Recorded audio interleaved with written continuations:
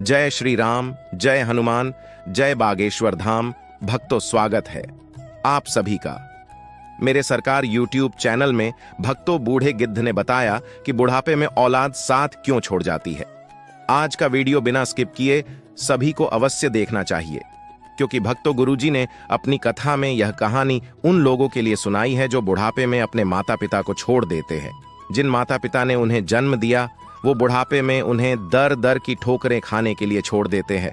भक्तों, यदि आप अपने माता पिता से प्रेम करते हो, उनकी इज्जत करते हो, तो गुरुजी के द्वारा बताए गए इस संदेश को आप सभी को अवश्य सुनना चाहिए।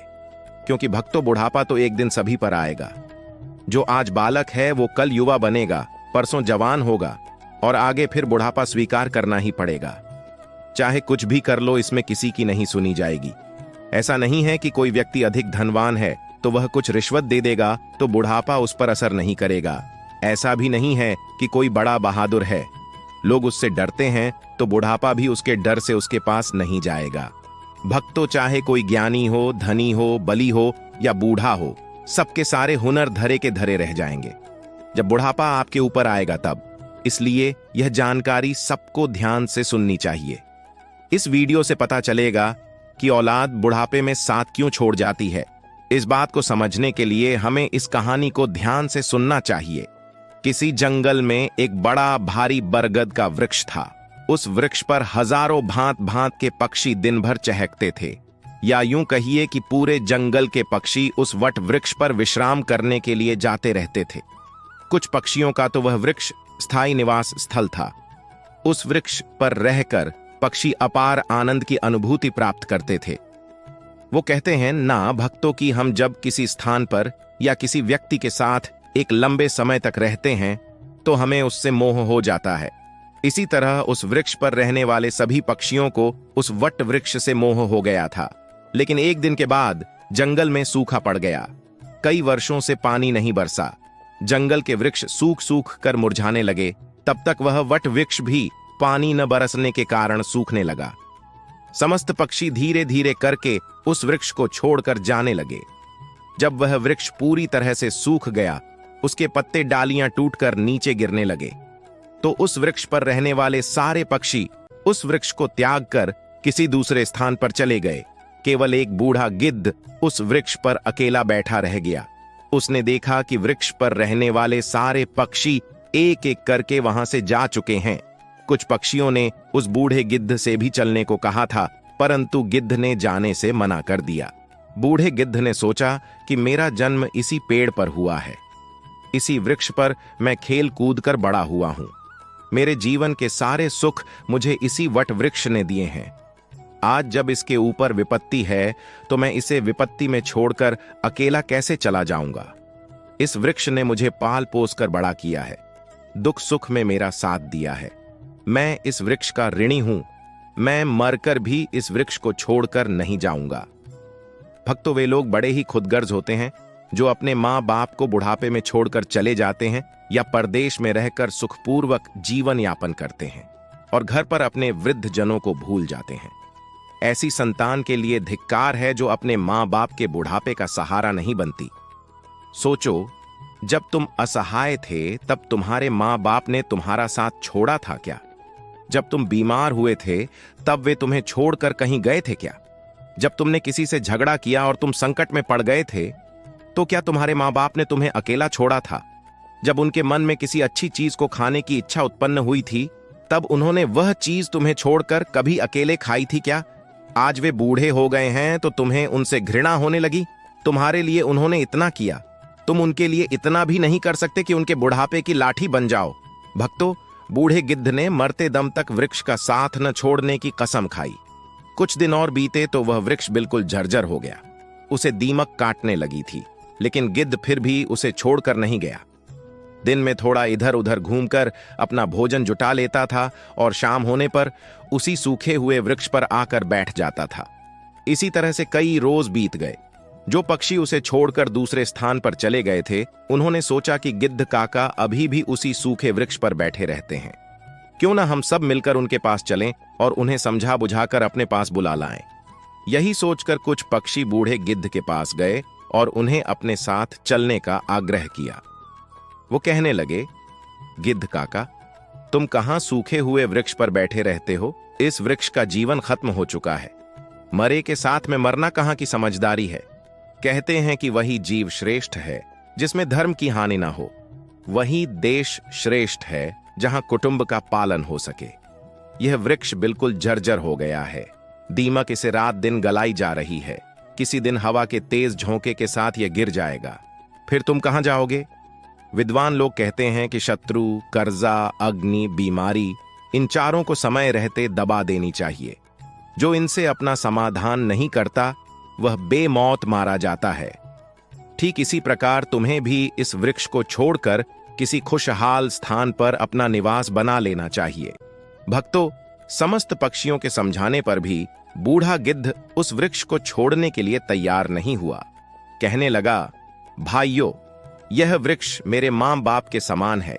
मेरे माता पिता मुझे जन्म देकर इसी वृक्ष पर मुझे छोड़कर चले गए थे। उनके जाने के बाद मैं इसी वृक्ष पर खेलकर बड़ा हुआ हूं। जीवन के सारे सुख मैंने इसी वृक्ष पर पाए हैं। बचपन से लेकर बुढ़ापे तक का सफर मैंने इसी वृक्ष पर तय किया है।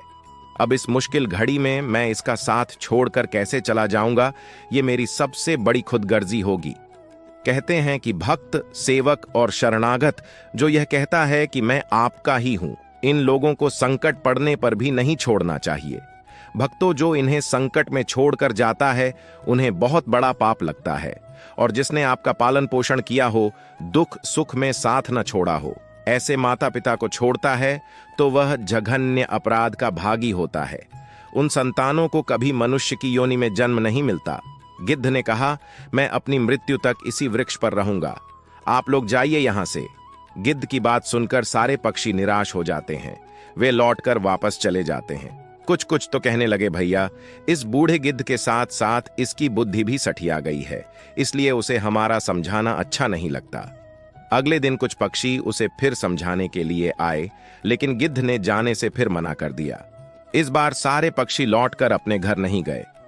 वे सीधे इंद्र के पास पहुंचे और उन्हें सारी बात बताई कि हे भगवान, हम जिस वन में रहते हैं वहां कई वर्षों से पानी नहीं बरसा है। पूरा जंगल पानी से शून्य है। पेड़ पौधे सूख चुके हैं। जंगल के सभी जीव जंतु जंगल छोड़कर दूसरे स्थान पर चले गए हैं। पर दुख की बात यह है कि जिस बरगद पर हम लोग रहते थे, उसी बरगद पर एक बूढ़ा गिद्ध भी रहता है। हम लोग तो चले आए, पर वह गिद्ध उस बरगद को छोड़कर कहीं नहीं जाना चाहता। वृक्ष सूखकर जर्जर हो चुका है। वह कभी भी गिर सकता है। हम लोग उन्हें समझाने गए थे, पर वह फिर भी उस वृक्ष को छोड़ने के लिए तैयार नहीं हुए। वह कह रहे थे कि मरते दम तक मैं इस वृक्ष का साथ नहीं छोड़ूंगा। इसीलिए हे भगवान, आप स्वयं चलकर उन्हें समझा दीजिए। शायद वह आपका कहना मान जाए। भक्तों, पक्षियों के निवेदन को इंद्र ने स्वीकार कर लिया और इंद्रदेव उन पक्षियों के साथ उस वन में जाकर उस बूढ़े गिद्ध को समझाने लगते हैं। हे गिद्धराज, मैं देवराज इंद्र तुम्हें समझाने आया हूं। यह वृक्ष बहुत ही जर्जर स्थिति में पहुंच गया है। इसकी डालियां सूखकर गल चुकी हैं। इस पर छाया के लिए एक सूखा पत्ता तक नहीं बचा है और आप भी बहुत बूढ़े हो चुके हैं। किसी दिन यह वृक्ष गिर गया तो आपकी मृत्यु हो सकती है। इसलिए इस वृक्ष को छोड़कर किसी सुरक्षित स्थान पर चले जाइए। इंद्र की बात सुनकर बूढ़ा गिद्ध कहने लगा, हे भगवान, एक बात बताओ। जब मेरा जन्म हुआ था तो मेरे माता पिता मुझे इसी वृक्ष पर छोड़कर स्वर्ग सिद्धार गए थे। मैं जब असहाय था तो मुझे इसी व्यक्ति ने पाल पोस कर बड़ा किया। मैं इसी पर खेला कूदा हूं। इसी पर रहकर सारे सुख उठाए हैं। इसी वृक्ष पर रहते रहते मैं बूढ़ा हो गया। मेरा पूरा जीवन इसी वृक्ष की छांव में बीता है। आज जब इस वृक्ष पर विपत्ति आ गई तो मैं इसे छोड़कर कैसे चला जाऊंगा? अक्सर लोग यही करते हैं कि विपत्ति आने पर गरीबी में वे अपने हितैषियों का, अपने बंधु बांधवों का साथ छोड़कर चले जाते हैं। मैं उन मतलबी लोगों की तरह नहीं हूं। मैं मरते दम तक, आखिरी सांस तक अपने माता पिता के तुल्य इस वृक्ष का साथ निभाऊंगा। गिद्ध का ऐसा अद्भुत प्रेम देखकर इंद्र बहुत खुश हो जाते हैं। वो कहते हैं कि हे गिद्ध, मैं तुम्हें वरदान देना चाहता हूं। बताओ तुम्हें क्या चाहिए? तब गिद्ध कहता है, हे भगवान, यदि देना चाहते हो तो मुझे वरदान नहीं चाहिए। इस बरगद को वरदान दे दीजिए ताकि यह हरा भरा हो जाए, इसकी आयु बढ़ जाए। मैं तो वैसे भी बूढ़ा हो चुका हूँ। थोड़े बहुत दिन का जीवन शेष बचा है। मेरे बाद इस वृक्ष की छाया में हजारों पक्षी सुखी रहेंगे। सबका भला होगा तो मुझे भी खुशी होगी। गिद्ध की बात सुनकर इंद्र ने उस वृक्ष को फिर से हरा भरा बना दिया। पूरे जंगल में पानी बरसा दिया। सारे जंगल के वृक्ष फिर से हरे भरे हो गए। चारों तरफ हरियाली छा गई। जो जीव जंतु पशु पक्षी जंगल को छोड़कर चले गए थे, वे फिर से उसी जंगल में लौट आए। सारे पक्षी उसी बरगद पर आकर अपना घर बनाने लगे। सब पक्षी उस बूढ़े गिद्ध काका की खूब सेवा करने लगे। उनके लिए भोजन पानी सब वहीं लाकर देते थे। भक्तों, इस प्रकार गिद्ध का से जीवन सुखपूर्वक बीत गया। भक्तों, गुरुजी के द्वारा सुनाई गई इस कहानी से हमें भी ये सीख लेनी चाहिए कि अपनों का बुरे वक्त में कभी साथ नहीं छोड़ना चाहिए।